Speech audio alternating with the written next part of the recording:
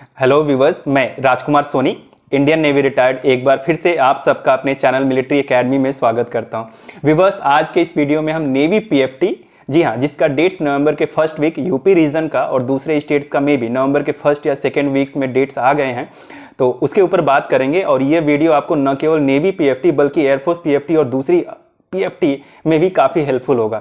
तो आइए हम शुरू करते हैं। तो सबसे पहली बात यह है कि आपको अपना आइडियल वेट जो है, आदर्श वेट, हाइट और वेट के हाइट के अकॉर्डिंग एंड एज के अकॉर्डिंग उसको मेंटेन करके रखना है।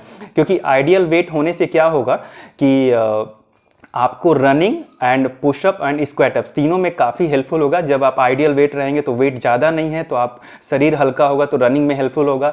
बॉडी यदि हल्का है आपकी तो पुशअप में हेल्प होगा और स्क्वाटअप्स में भी काफ़ी हेल्पफुल होगा।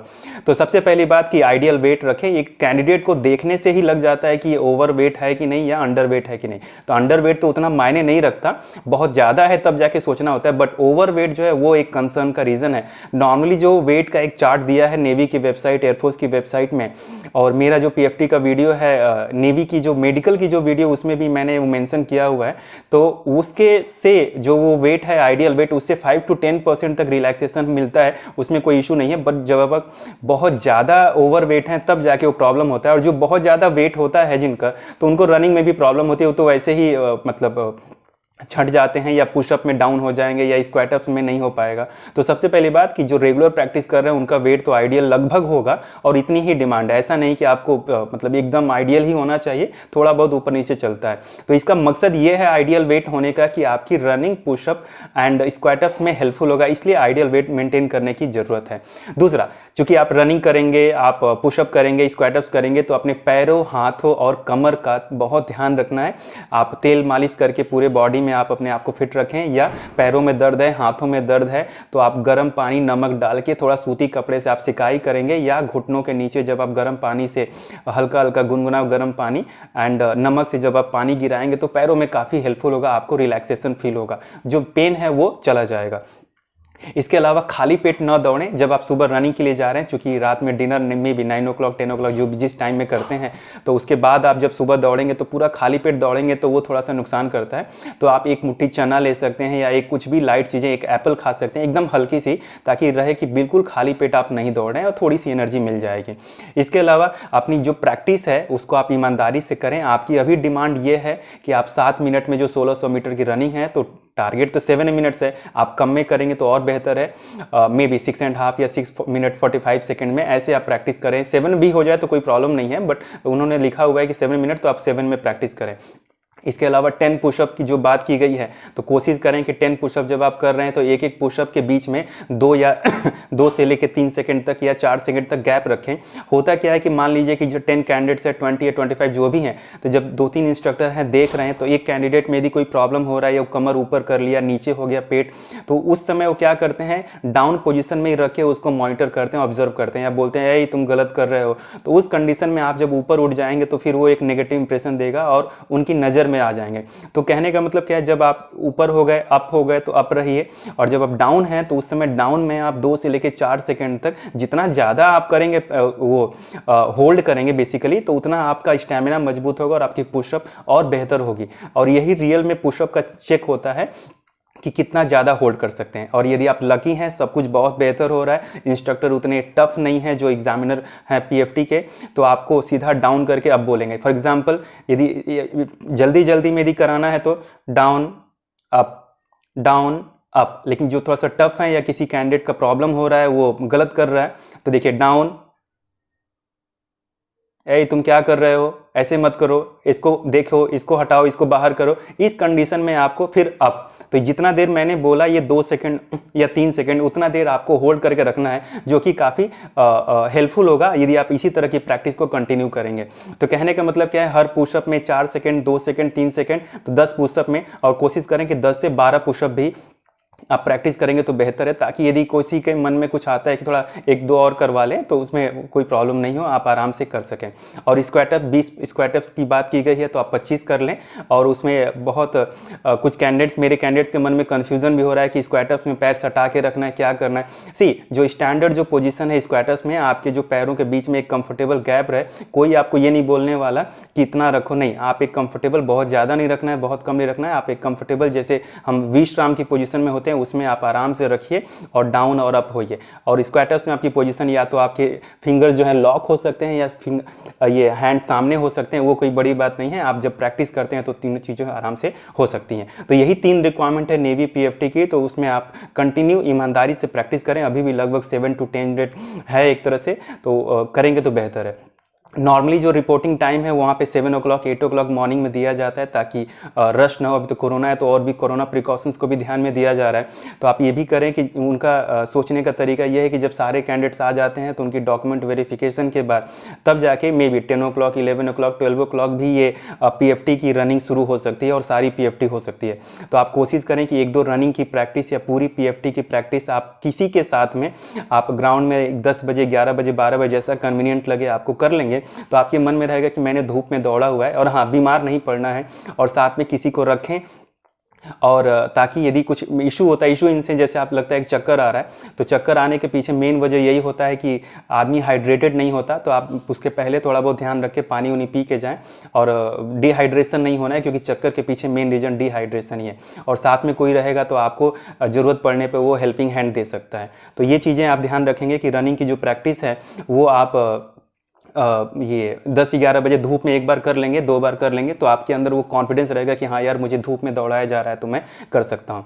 और अगली बात ये कि आप जैसे रनिंग का जो सर्कल है, मान लीजिए कि 400 मीटर का 4 सर्कल है, तो लगभग एक सर्कल में आपको 1 मिनट 45 सेकंड मिलता है। तो इस नज़रिए से आप एक एक सर्कल का प्रैक्टिस कर लेंगे, तो लास्ट सर्कल में यदि आपको कम समय भी मिलता है तो कोई प्रॉब्लम नहीं है, क्योंकि पहला सर्कल तो आप धीरे धीरे करेंगे सिंगल ब्रीथ पे, उसके बाद आप डबल या जो भी माउथ ब्रीदिंग से भी करके जो लास्ट सर्कल है उसको आप शूट कर सकते हैं। शूट इन सेंस बहुत तेज अपना जो भी पूरा स्टेमिना है उसको दे करके रनिंग को स्टिपुलेटेड टाइम में आप कंप्लीट कर सकते हैं। उसके बाद तुरंत जब आप रिलैक्स होने के लिए, कोई आपको बोलेगा नहीं, या कुछ अच्छे इंस्ट्रक्टर बोल भी सकते हैं कि हाँ रिलैक्स कर लो, स्ट्रेचिंग कर लो, लेकिन आपका फर्ज बनता है कि अपने आप को खुद रिलैक्स करके बाकी जो नेक्स्ट एक्सरसाइज है पुशअप और स्क्वाट्स के लिए रेडी होना।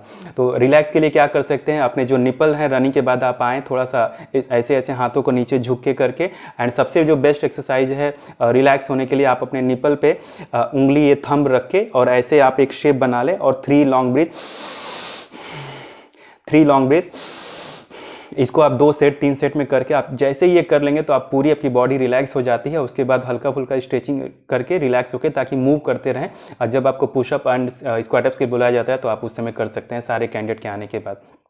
रिमेंबर, किसी को धक्का नहीं देना है, घायल नहीं होना है, चोट नहीं पहुंचाना है। और खासकर प्रैक्टिस में भी, क्योंकि ये तो जो फाइनल डे हो तो होगा, वो तो होगा ही, लेकिन आपको प्रैक्टिस के दौरान आपको इंजरी नहीं होना चाहिए। कोशिश करें कि बाइक पे न जाएं, अननेसेसरी का एक्सीडेंट ना हो, और या रोड पे चलते समय भी थोड़ा सा सावधान रहें। एक और इंपॉर्टेंट बात, आप माउथ ब्रीदिंग, मैंने कहा नॉर्मली नोज से ब्रीदिंग करते हैं प्रैक्टिस में, लेकिन लास्ट डे आप जिस दिन पीएफटी, आप माउथ ब्रीदिंग भी कर सकते हैं। माउथ ब्रीदिंग से क्या होता है, थोड़ा रिलैक्सेशन मिलता है, तो आप रनिंग अच्छे से कंप्लीट हो जाएगी। पीएफटी के दिन आप कुछ भी नई चीज़ें ट्राई न करें। नई चीज़ें मैंने कपड़ों के सेंस में मैं बोल रहा हूँ कि आप कुछ भी ना, खाने के सेंस में भी कुछ भी आप नया ना खाएं, ना कुछ भी नया पहने। फॉर एग्जांपल बनियान, underwear, T shirt, short, shoes, socks, कुछ भी नया नहीं। जो आप पहले से कम 3-4 दिन पहले से जो आप जिन कपड़ों में आप प्रैक्टिस करते आए हैं, उन्हीं कपड़ों में आप वो पीएफटी दें, ताकि आपके अंदर एक फैमिलियरिटी रहेगी और कुछ भी एक नया सा महसूस नहीं होगा कि कहीं शू टाइट तो नहीं हो रहा है या अंडरवियर लूज टाइट तो नहीं हो रहा है। तो यू विल बी कंफर्टेबल, और कुछ भी नया ना करें, मेरा ये सजेशन है। अगली चीज़, जब आप नेवी की पीएफटी में जा रहे हैं तो आप मिलिट्री टाइप का जो हेयर कट है, आप चाहिए तो 1 पे मशीन से या 0 पे ले सकते हैं। इससे आपको एक मिलिट्री वाला लुक अच्छा लगेगा, एंड मतलब अच्छा एक इंप्रेशन पड़ता है इंस्ट्रक्टर के ऊपर। यदि बड़े बड़े बाल रहेंगे तो वो सब चीज़ें नहीं, यदि आप दाढ़ी बड़ा रखें हैं तो उसको थोड़ा कटवट करके जाएँ, साफ सुथरे रहें, तो वो ना it will make a good impression. Next बात कि चूँकि नेवी की पीएफटी है तो नेवी का ड्रेस जैसा कि आप सब जानते हैं कि वाइट है, तो कोशिश ये करें यदि फिजिबल है तो, जो मैंने अफोर्ड कर सकते हैं। वाइट टी शर्ट रहे, आपकी वाइट शॉर्ट रहे, वाइट सॉक्स रहे एंड वाइट शूज़ रहे, तो ये एक और भी अच्छा इंप्रेशन डालता है। आपने सुना भी होगा कि birds of a feather flock together, जो इनकी इंटरेस्ट एक तरह की होती है, वो साथ में चलते हैं, साथ में रहते हैं। तो जिस तरह का आप ड्रेस पहन के जाएंगे तो उनको लगेगा कि ये कैंडिडेट रियल में नेवी ज्वाइन करना। वैसे तो पीएफटी क्राइटेरिया है ही, बट कहीं ना कहीं एक साइकोलॉजिकली एक अच्छा इंप्रेशन पड़ता है। फॉर एग्जांपल, यदि मेरे जो कैंडिडेट्स हैं पीएफटी के, यदि हम लोग ग्राउंड में आते हैं, यदि सब लोग वाइट पहन के आते हैं या वाइट टी शर्ट होता है मिनिमम, तो थोड़ा सा लगता है कि हाँ ये मतलब एक जुड़ाव हो जाता है, साइकोलॉजिकली एक अच्छा फर्क पड़ता है एक तरह से। तो इस चीज़ का भी आप ध्यान रखें, यदि फिजिबल हो तो आप वो चीज़ें कर सकते हैं। और अंत में ये लॉ ऑफ विजुअलाइजेशन, जी हाँ, कि कोई चीज़ पूरी होने का पहले से ही मान के चलना, उसकी कल्पना करना। तो आपने लॉ ऑफ अट्रैक्शन सुना होगा, तो लॉ ऑफ विजुअलाइजेशन भी सेम चीज़ है कि आप मान के चलें कि आप ऑलरेडी क्वालिफाई हो गए हैं। और ये मान के चलना कब है, आपको रात को सोने से पहले जब आप बिस्तर पर हैं, लेटे हुए हैं, तो आंख बंद करके आप उस चीज़ को इमेजिन करना है, उस गुड डे को, उस गुड न्यूज़ को इमेजिन करना है कि मैंने पीएफटी में ग्राउंड में आप एक ही चीज़ को थोड़ा सा महसूस करें शांत होकर के कि मैंने पहला चक्कर, दूसरा चक्कर, तीसरा चक्कर बहुत अच्छे से लगाया। इंस्ट्रक्टर ने मुझे पुशअप के लिए बोला, इंस्ट्रक्टर ने मुझे स्क्वाटअप्स के लिए बोला। हमारा जो पूरा ग्रुप जो क्वालिफाई हुआ है वो सब लोग क्वालिफाई हो गए हैं, मैं उसमें क्वालिफाई हो गया हूँ। और इंस्ट्रक्टर जो है वहाँ पे पीएफटी क्वालिफाई होने के बाद हमें कॉन्ग्रेचुलेट कर रहे हैं। और कॉन्ग्रेचुलेट होने के बाद जब मैं ग्राउंड से, कैंपस से बाहर आ रहा हूँ, तो अपने जो भी मेरे फैमिलियर वंस हैं, मेरे जो वेल विशर हैं, उनको मैं फ़ोन कर रहा हूँ और बता रहा हूँ कि मैं पीएफटी क्वालिफाई हो गया हूँ। तो ये जो चीज़ है, ये जो विजुअलाइजेशन है, आपको रात को सोने से पहले और सुबह उठने के बाद, जब आप बिस्तर पर ये आँख खोलने के बाद आपको इसको इमेजिन करना है। एक तरह से कहें तो आप कॉन्शियसली इस चीज़ को सब कॉन्शियस माइंड में, जो चेतन मन से जो बात है, चेतन मस्तिष्क जो है, उसको आप अवचेतन, जो कि सब कॉन्शियस माइंड है, जो कि बहुत पावरफुल होता है, एक तरह से आप कहें तो आप जो नेचर है, जो प्रकृति है, जो कुदरत है, या प्रकृति को आप बता रहे हैं कि हाँ मुझे आप हेल्प करो, और वो चीज़ें आप ही मतलब काफ़ी इजी हो जाती हैं एक तरह से। और ये जो ड्रिल मैंने बताया आपको, ये जो मैंने ये प्रैक्टिस बताया, ये बड़े बड़े जो भी एथलीट हैं या जो भी सक्सेसफुल लोग हैं जिन्होंने अपनी लाइफ में बहुत अच्छा किया है, वो उस इवेंट के एक दिन पहले, 2 दिन पहले या कंटिन्यू उस चीज़ को होते हुए, पूरा होते हुए देखते हैं। फॉर एग्जाम्पल, यदि उसैन बोल्ट हैं, वो उनको रनिंग में परफॉर्मेंस करना होता है, तो वो इस चीज़ को इमेजिन करते हैं कि मैंने ओलंपिक्स में बहुत कम समय में मैं विनर बन गया हूं और मैंने रेस को जीता है। या यदि आप मेरी बात करें, यदि मुझे कुछ प्रेजेंटेशन देना है, कुछ क्लास देना है, आपसे वीडियो में बात करना है, तो मैं सोच लेता हूं कि हाँ जी, इस चीज़ को 1-2 दिन पहले से या कुछ दिन पहले से कि हाँ मैंने ये प्रेजेंटेशन बहुत अच्छा दिया है, मेरे कैंडिडेट्स बहुत अच्छा सवाल कर रहे हैं और मैंने बहुत अच्छा रिप्लाई दिया है उसका, और सब लोग सेटिस्फाई होकर मेरे इस अचीवमेंट के ऊपर, मेरे इस एफर्ट के ऊपर बहुत अप्रिशिएट कर रहे हैं और एक बहुत ही अच्छा रिजल्ट मुझे मिला है। तो ये जो विजुअलाइजेशन है, ये जो लॉ ऑफ अट्रैक्शन है, आप इसको फॉलो करेंगे तो ये काफ़ी हेल्पफुल होगा आपको इस पीएफटी में सफल बनाने के लिए एक तरह से। और लास्ट में इस वीडियो को बनाने का मकसद यही है कि मैं आपको अगले कुछ महीनों के अंदर चिल्का में ट्रेनिंग करते हुए देखना चाहता हूं।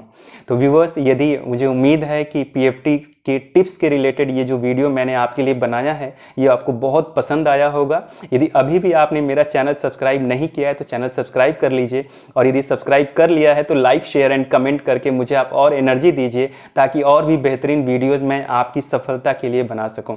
Thank you so much for watching. Best wishes, get selected. जय हिंद।